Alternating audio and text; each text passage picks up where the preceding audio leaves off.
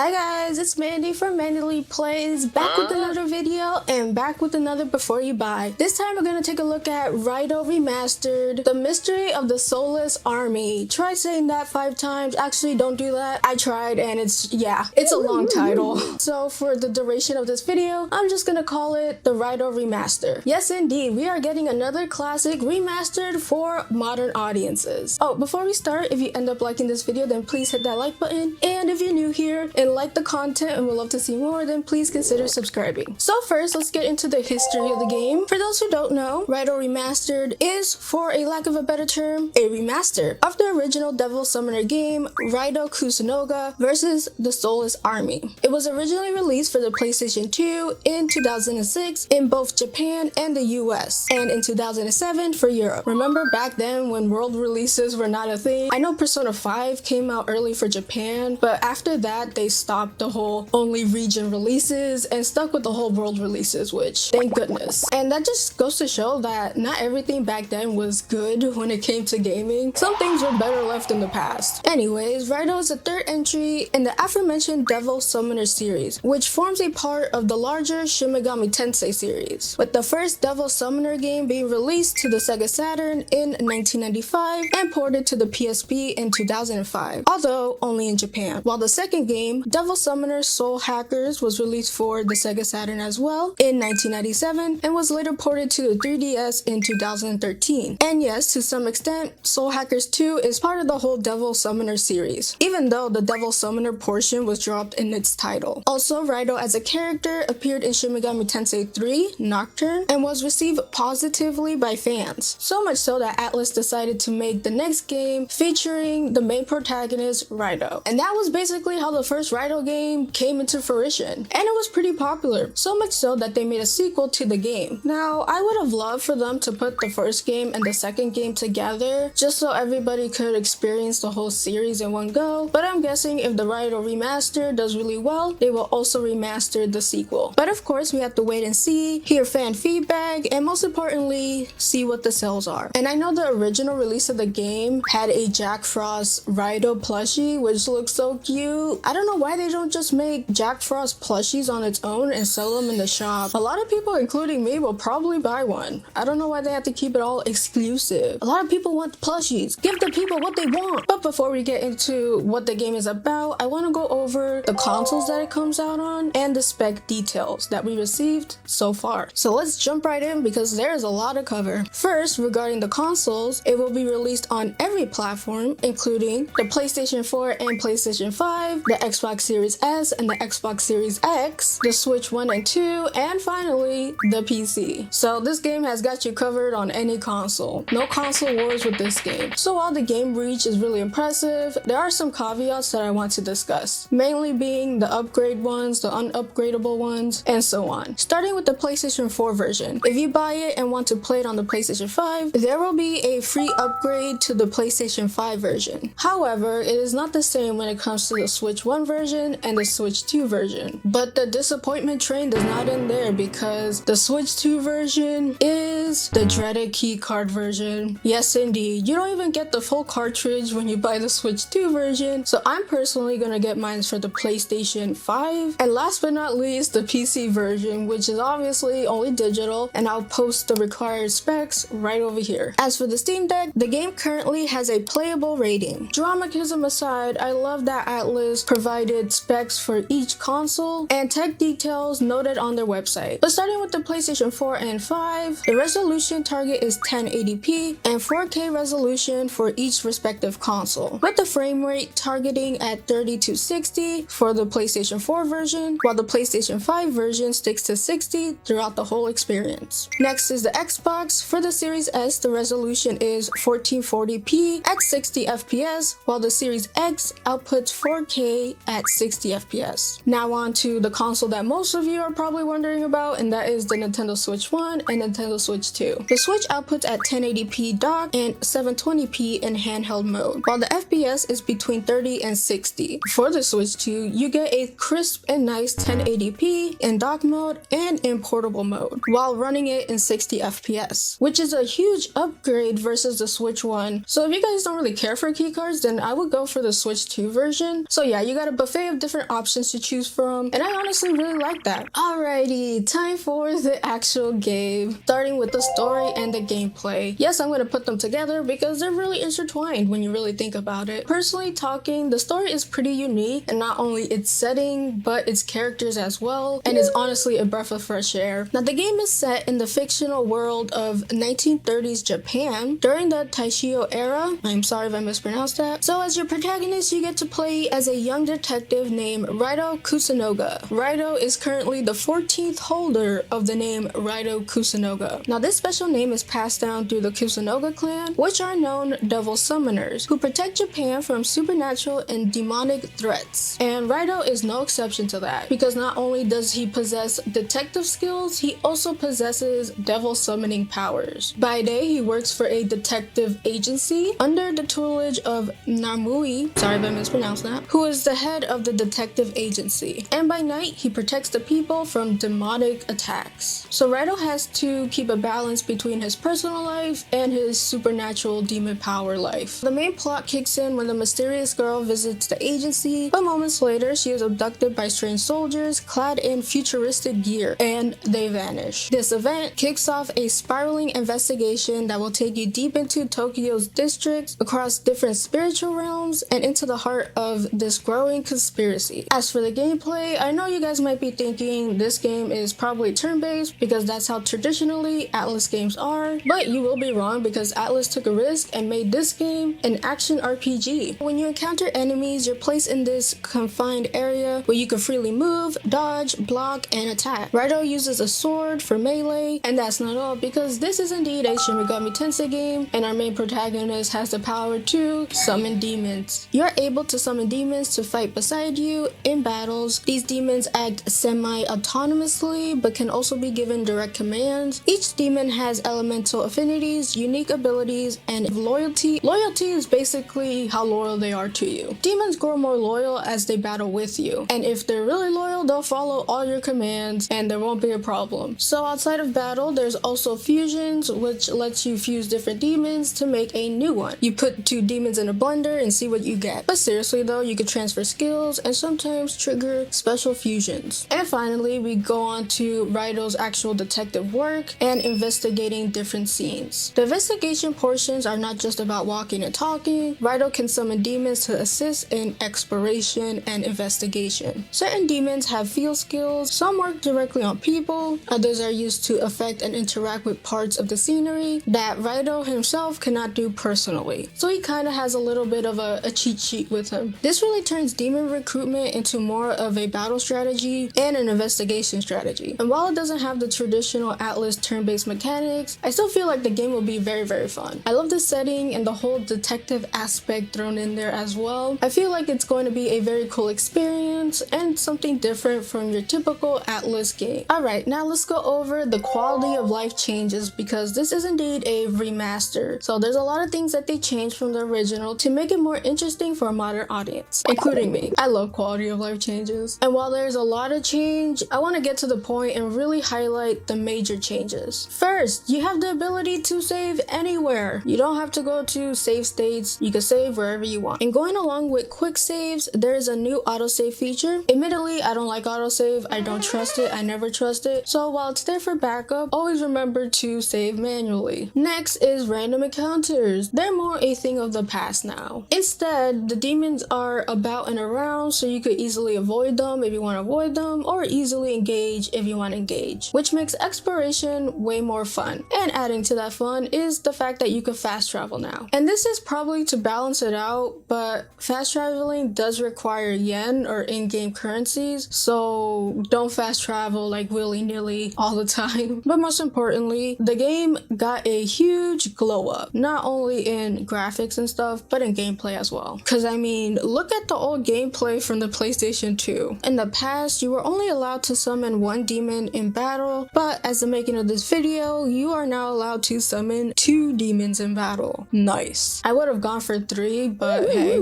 can't be picky. Now for some smaller features included, an allied demon has the ability to gain XP when they're in your party. You can now dash around, full recovery is now possible at the detective agency, and healing is now free. And that is some of the ones that I found very interesting. And I'm glad that Atlus learned a lot from the original title and changed it for the remaster. It really gives me hope on future remasters and what Atlus is willing to do, and it's especially relevant because of the whole Persona 4 remake. Now we're gonna go over the different versions of the games. There's a few of them, but not a lot, thankfully. First, there is the Digital Deluxe Edition, which includes the base game, also a pre-order bonus that comes with cosmetic glasses for Raidou, and then there's the aforementioned physical Mega Collector's Edition, which is really pricey, but it does come with a lot of goodies, including a little statue of Raidou, which is really cute, honestly, but it's all sold out, unfortunately. Actually, fortunately for you, because it's really expensive. So yeah, I feel like most of you are just gonna hit that standard version, and that's the one I'm getting. So all in all, I'm really excited for the Raidou Remaster. I've heard nothing but great things from fans and reviewers alike who actually played the original game. It's different and unique. It doesn't take place in a school. Please tell me, are you gonna get the game on launch? Are you not? Why and why not? So that is it for today's video. I hope you guys enjoyed. If you did, then hit that like button and subscribe if you like videos like this and many